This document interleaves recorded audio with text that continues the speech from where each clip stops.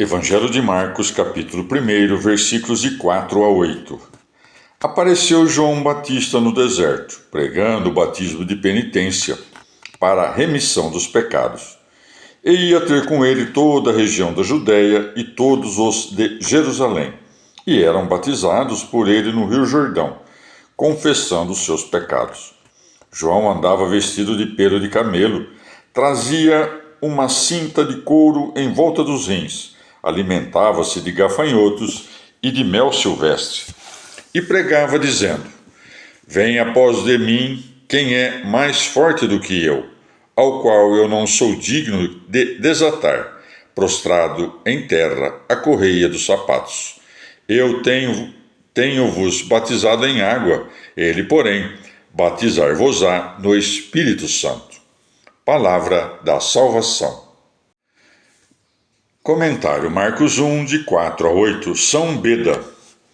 É evidente que João não apenas pregou o batismo de penitência, mas também o concedeu a alguns, mas não pôde conceder um batismo de remissão dos pecados. Com efeito, a remissão dos pecados somente nos é concedida no batismo de Cristo.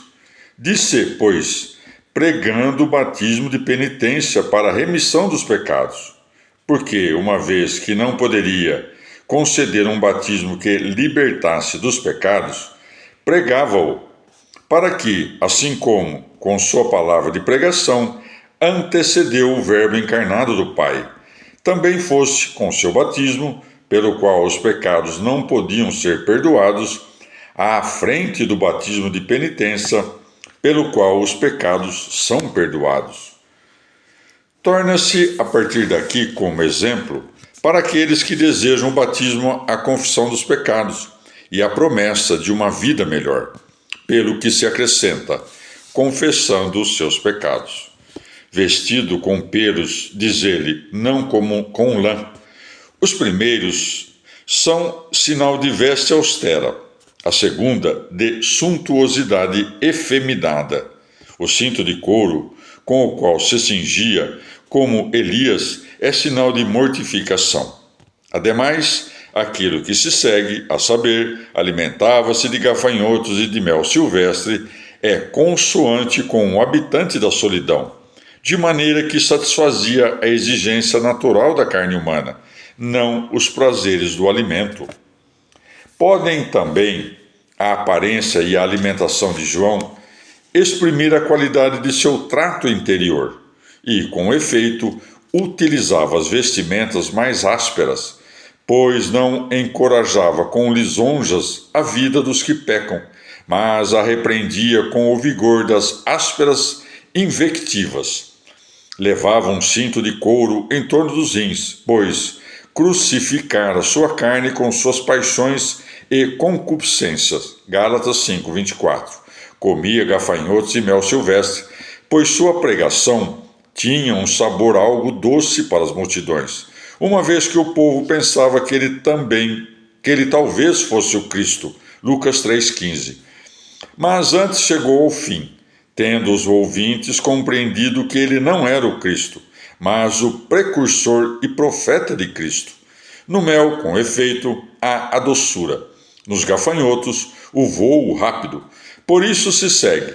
E pregava dizendo: Vem após de mim quem é mais forte do que eu. Assim, pois, João ainda não anuncia o Senhor como Senhor ou Filho de Deus, mas apenas como um homem mais forte que ele.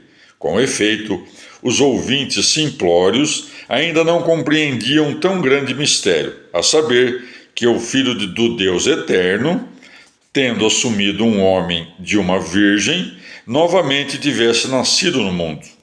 Mas deveriam ser paulatinamente introduzidos pelo reconhecimento da humildade glorificada na fé da eternidade divina. No entanto, João declarou-lhes ocultamente que ele era o Deus verdadeiro, acrescentando: Eu tenho-vos batizado em água, ele, porém, batizar-vos-á no Espírito Santo. Quem, pois, pode duvidar que ninguém senão Deus pode conceder a graça do Espírito Santo?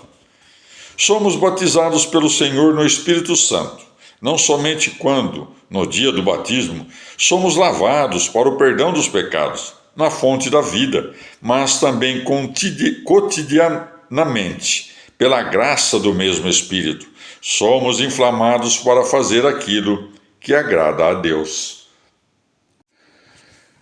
Evangelho de Marcos, capítulo 1, versículos de 9 a 11.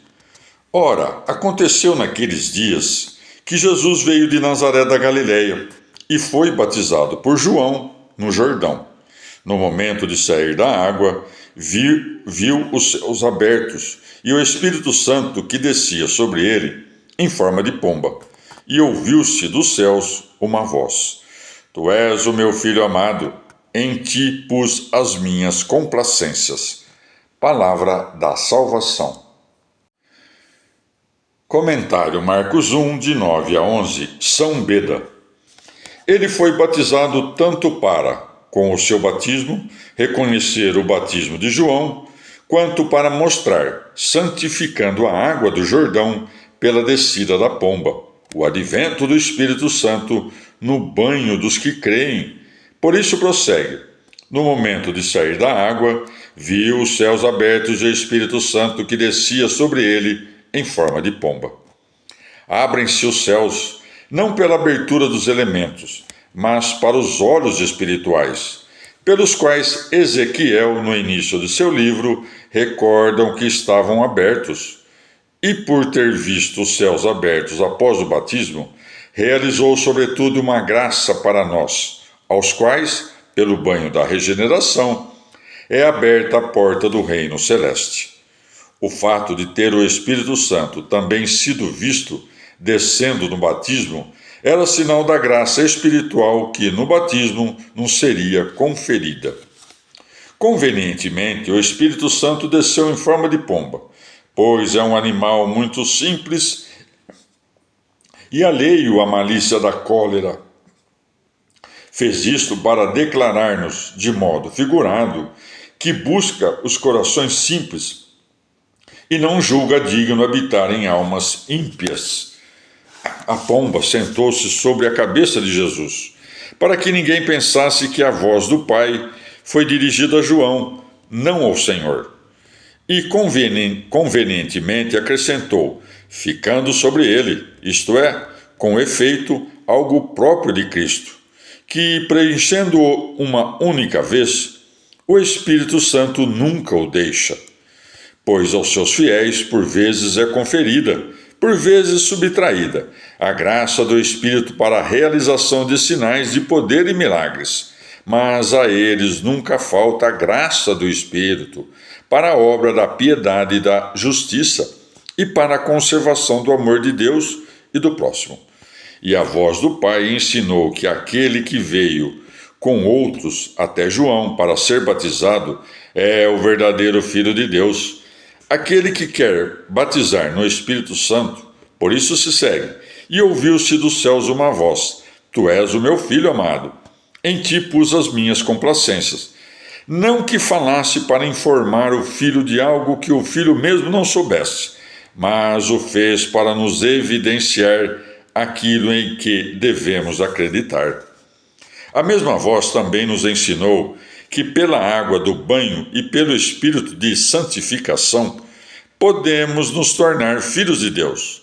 Também o mistério da Trindade se faz conhecer no batismo. O Filho é batizado, o Espírito desce em forma de pomba e ouve-se a voz do Pai que dá testemunho do Filho.